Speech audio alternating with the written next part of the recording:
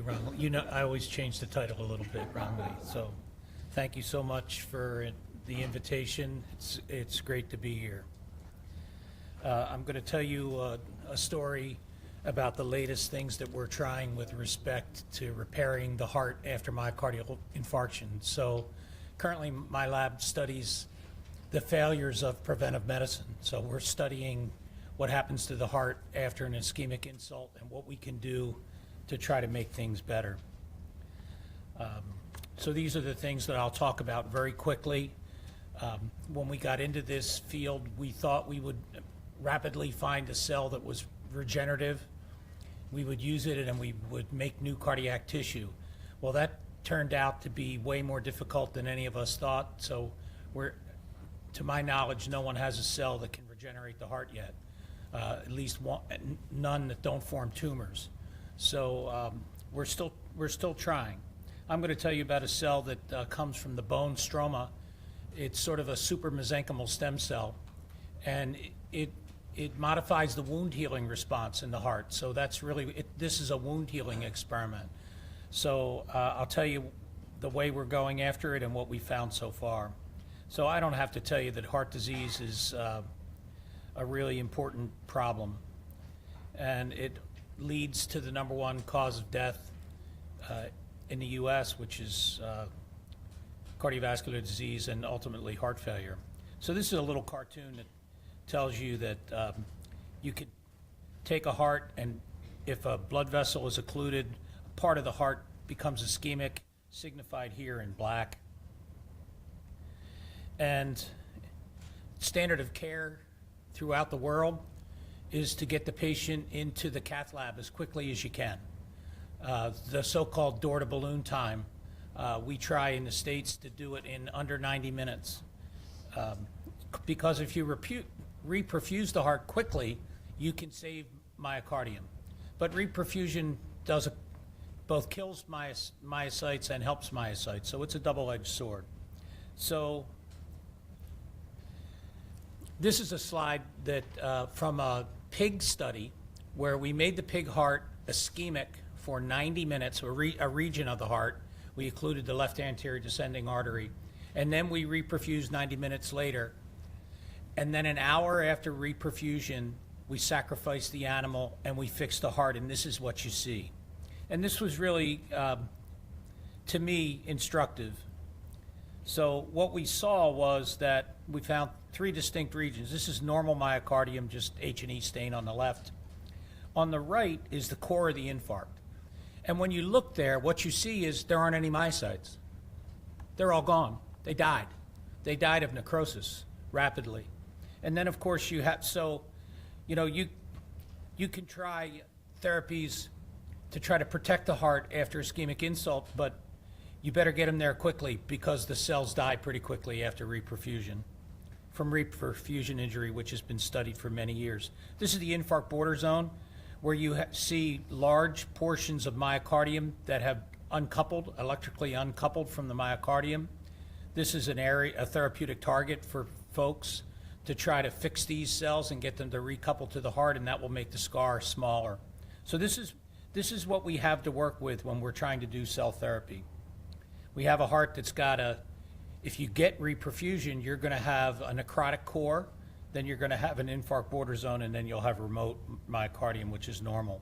So over time, of course, what happens is that this part heals, scar forms, it dilates, the pump function of the heart is depressed, and we get heart failure. So this is the model that we developed first in a large animal model. I'm going to tell you about the model, and then I'm going to tell you the outcome of a cell therapy trial in this model and what we think you can do and where I think the field will move moving forward. So as I said, we use a pig. Lots of advantages to using large animals. You can do all the same things that you do in people because pigs have the size that you can use all the same devices that you use in people, so you can test your therapy in a way that you would do in a real person. There are disadvantages. We're not allowed to write in grants that the disadvantage is the cost. You're not supposed to write that in a grant in the United States, but it's a disadvantage. To do one experiment in a pig, 3 months, a 3-month study, costs about $10,000. You can buy a lot of mice for $10,000. So it's a disadvantage. You have to be, and because of that, the mechanism of action studies are much more difficult to do in large animal models. In some cases, they're easier to do, and I'll point that out moving forward, but often more difficult. Okay, so let's talk about the model. This is just an angiogram showing the coronary circulation after we inject dye. And then we put a balloon. The same for the clinicians in the room, you use balloons to open up blood vessels and then coronary vessels, and then you put stents in. So we use the same balloons actually, but we use them to occlude the blood vessels. So we blow the balloon up just past the first diagonal branch of the left anterior descending artery. The pig has a very distinct anatomy. It's easy to find this spot, so you can get the same infarct time and time again. We leave the balloon up for 90 minutes. During that period of time, you get an ST segment elevation myocardial infarction that you're all familiar with. Almost every animal fibrillates, either during the ischemia or during the reperfusion, and you defibrillate them and manage them just the way you would manage a patient who fibrillated. Then we let the balloon down and we document that we have reperfusion because we take another angiogram to show that we reperfuse the myocardium. And that's the model. We use some antiarrhythmics during the procedure, but after that we don't use any. Very few animals die if you get them through the ischemia reperfusion. So this just shows you what the heart looks like post-MI. It has problems with apical contractions, and I'll show you more later. So these are the mean data over time. There's a dilation of the left ventricle in systole and diastole, and the ejection fraction falls from around 70 to about 35 after 3 months. So a precipitous fall in the pump function of the myocardium. At Sacrifice, we do a whole host of invasive hemodynamic measurements. We put catheters in the ventricle to measure pressures. We actually do that while we're doing the MI also. So we can, in the same animal, you can get pressure volume data before the MI and then 3 months later. So there's a significant dilation of the heart. We can look at systolic function from the end systolic pressure volume relationship. And the key here is, again, that the ejection fraction falls and the heart is dilated. So what does the heart look like? This is the normal heart. If you cut it right about here, you can see there's a big scar on the anterior surface that goes into the septum, and oftentimes a little bit of the RV is also infarcted. If you do simple histology, like I showed you before, the infarct core is all scar tissue. The infarct border zone has some scar and it has myocytes, and the myocytes can be very large. So these are sites of reentrant cardiac arrhythmias for those of you that are electrophysiologists. And then this is remote myocardium that also has some reactive fibrosis. Our model has about 17 to 18% of the heart is scar at the end. And this just shows you the myocyte size. The myocytes are very large in the border zone, and they're larger in the remote zone too. So there's a reactive cardiac hypertrophy. I'm not going to talk about this, but in one study we looked at an inotropic drug, and it was related to PKC alpha, and that's why it's on the slide. So can we prevent the development of heart failure? So as I started to think about what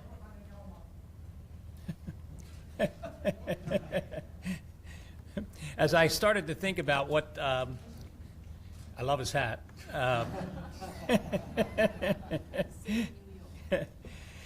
How we should go about a therapeutic, I thought, when is the time that the patient is in the care setting that a therapeutic could be delivered without doing anything additional?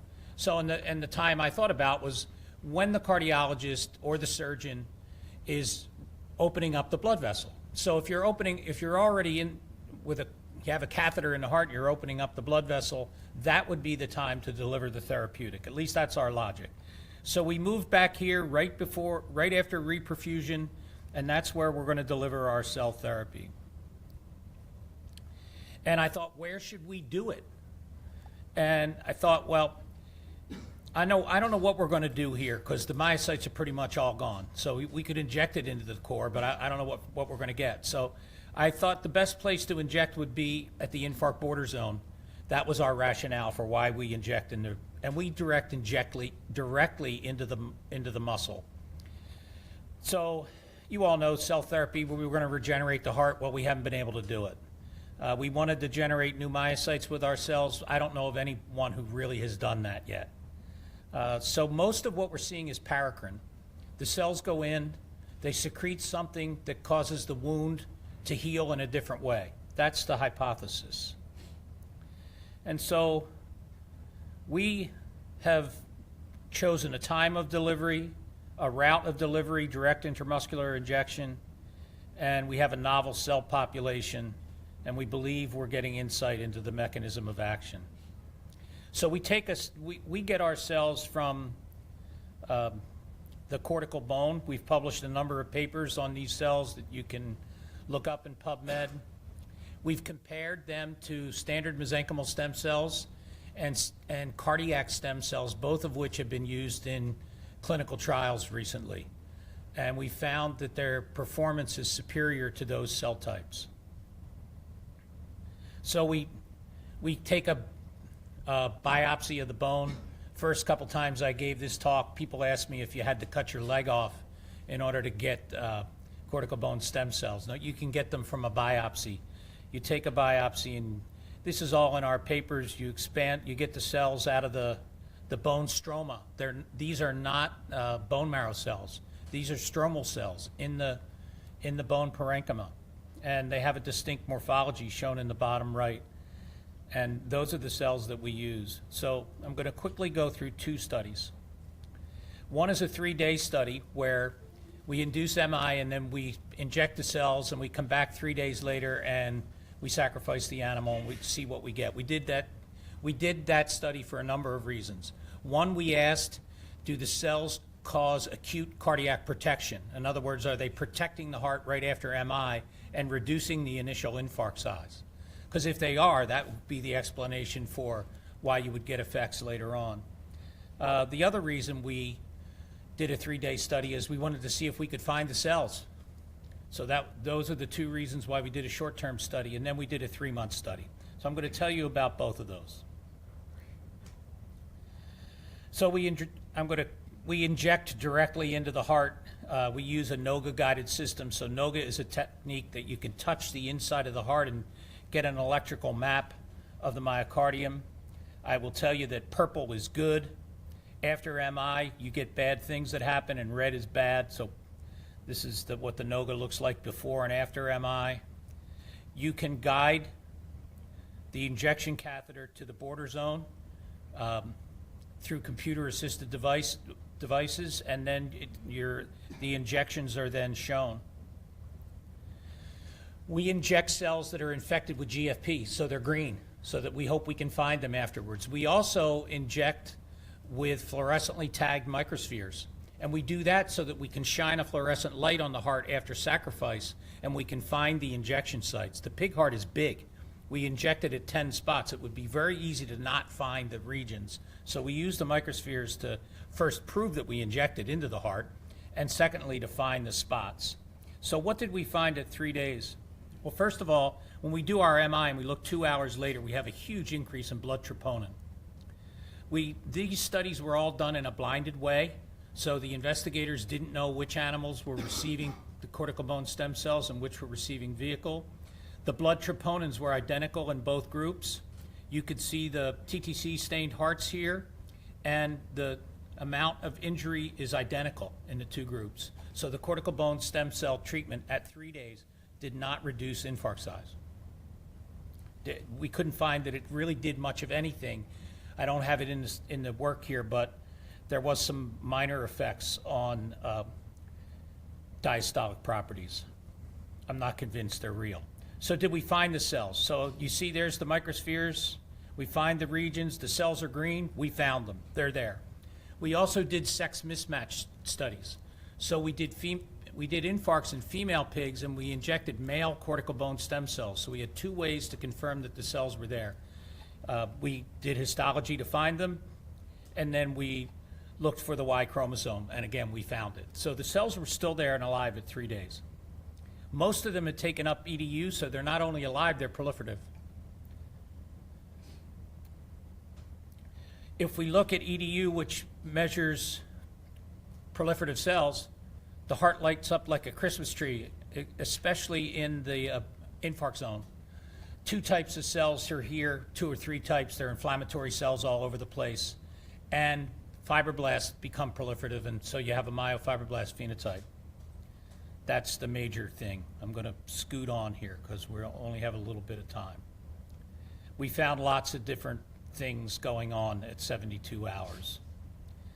So we found the cells. We didn't find that they had any effect on the initial infarct size. So next we looked at over 3 months. So again, a blinded study. You can see that the heart, of course I'm going to show you a heart from the cortical bone stem cell treated animals that has better function. But it goes along with the mean data. So all hearts dilate.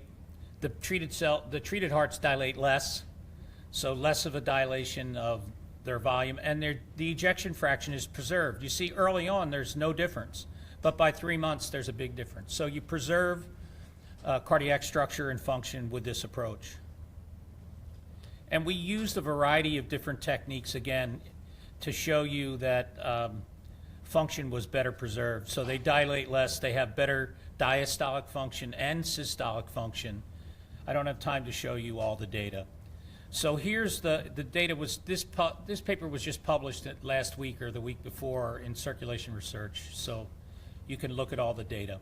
You can see there's still some scar. It's not like it's gone. It's still there, but there's less, so the scar size is significantly reduced. It's about half.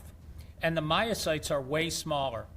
Now, if you look down here at the bottom, you'll see the heart weights are about the same in the untreated and the treated. So I have a very simple mind. The hearts weigh the same in the 2 groups. The untreated ones have bigger scar. That means the treated ones have more muscle mass. And when you look at the myocyte size, it's smaller. So there are more myocytes in the treated hearts. So we're in the process of trying to figure out why is that true? And these are just, again, EDU stains, and the EDU positive cells are still there. Most of the ones that you find at 3 months are fibroblasts that have gone back to their non-proliferative state, and they're in the scar. But we did find a few EDU positive myocytes. They're not from the cells we injected. They're not green. We did not find any green cells at 3 months. The cells are gone. So when somebody asks me, when did the cells go away, the answer is somewhere between 3 days and 3 months, because we don't know. We found quite a few EDU positive myocytes. Almost all of them were found at the infarct border zone. You could talk to Wei Wang about his theory of why that is. We think it's related to uncoupling of the cells, which can somehow activate the cell cycle. So these are just multiple examples of new myocytes. So we didn't observe green cells. We found profound remodeling improvement, slows the progression and stops the progression of systolic and diastolic dysfunction.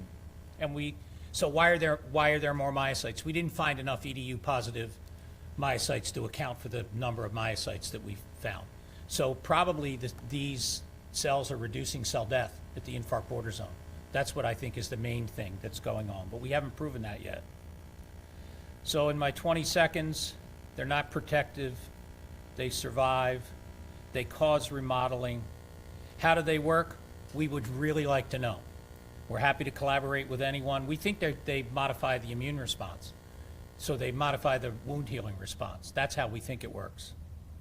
So this study was done by a lot of people in my lab, but mainly by Tom Sharp. This was his thesis project. Tom is now with David Leffert down at LSU and doing a great job. So thank you so much for listening, and I take questions if you had any.